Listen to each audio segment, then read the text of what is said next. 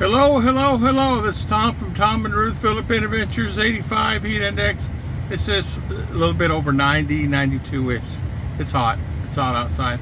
As you can hear, I got air conditioners running up here. Crazy. It's hot. Anyway, RR in schools. A lot of people are asking me the difference between how is RR doing now in schools and the cost factor, and the cost factor. What was the cost in the Philippines? And you know what? Ara went to private school in the Philippines mostly. She didn't go to public by like the first 6 years, and then we put her in private because her going to school was like she was out of school more in school.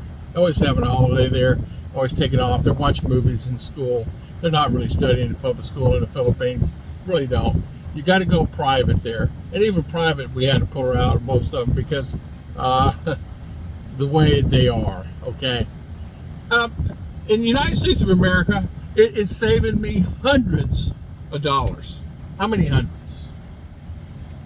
By Aura going to school here in the U.S., saving me $250, $300 a month. Can you believe that? Maybe more. Get this. The United States of America, if you're within a mile of the school, we're 1.1 miles from the high school. They will not send a bus, but I pick up and take her every day. The thing that it's free food, breakfast and lunch. What's that savings? I don't know. Let's just say $5 a meal. $10 a meal a day, right? Times 30 days. Right there. I don't have to worry, like I said, bus too much of anything. But get this. They give them snacks. Teacher says snacks. They always have something. She's coming out with something all the time. The thing about the Philippines is you got to pay for the bus to come pick you up, and that can run you about anywhere from $40 to $60, $80 a month just for the bus.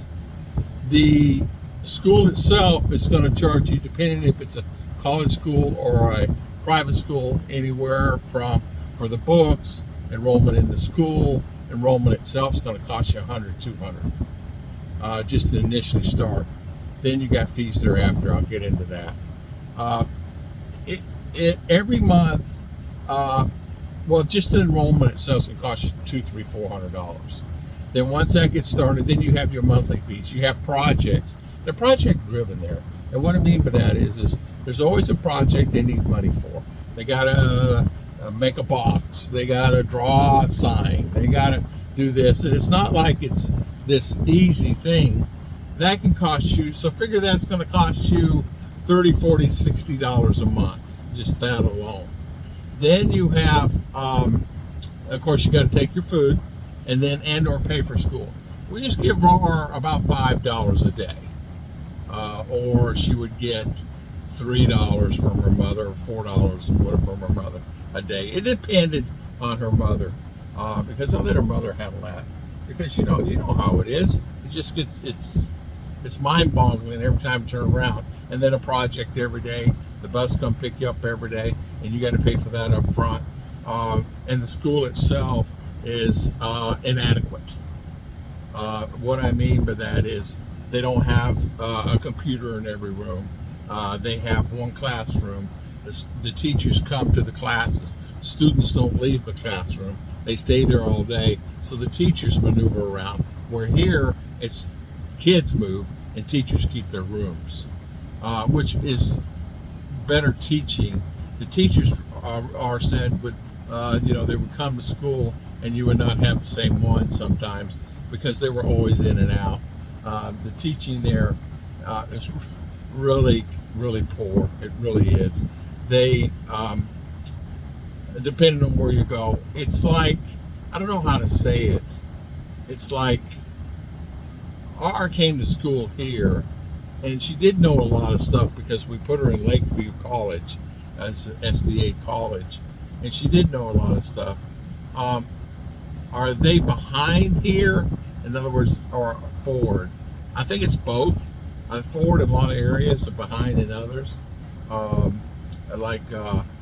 Technology may not be, even though we're the leader in technology, for the high schoolers may not be what they were used to in the Philippines.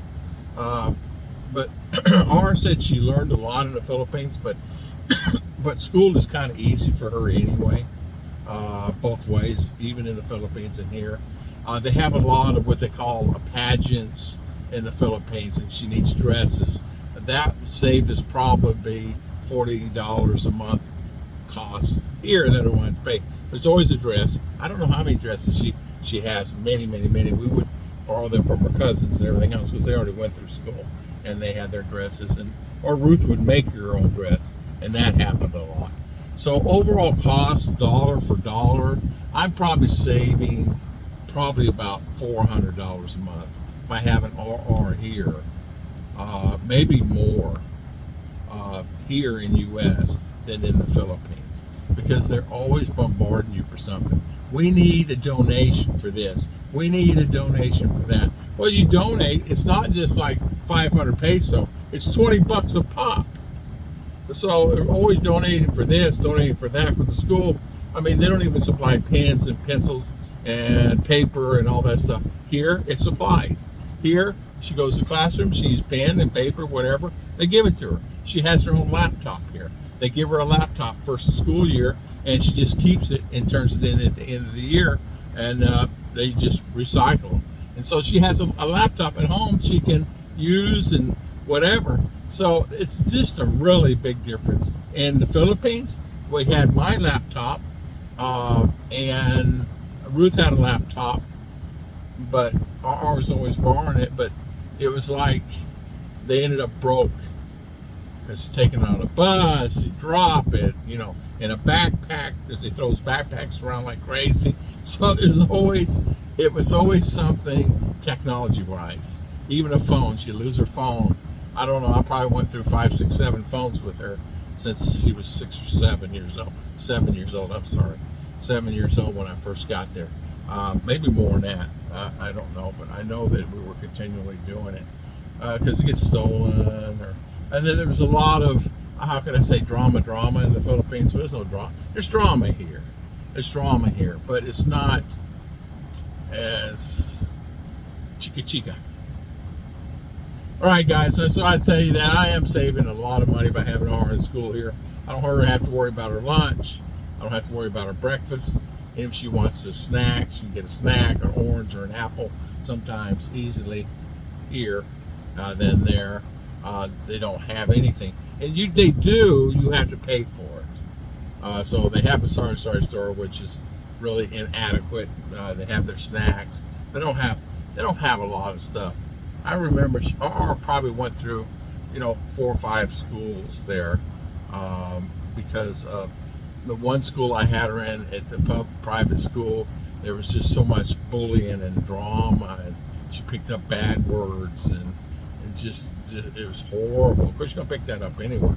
It's horrible here. Teachers walk on eggshells here.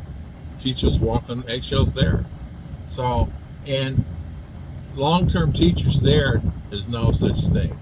You might have them 2-3 years that stay in that particular 6th grade. Here they'll stay. All right, hopefully that answered a few questions. God bless.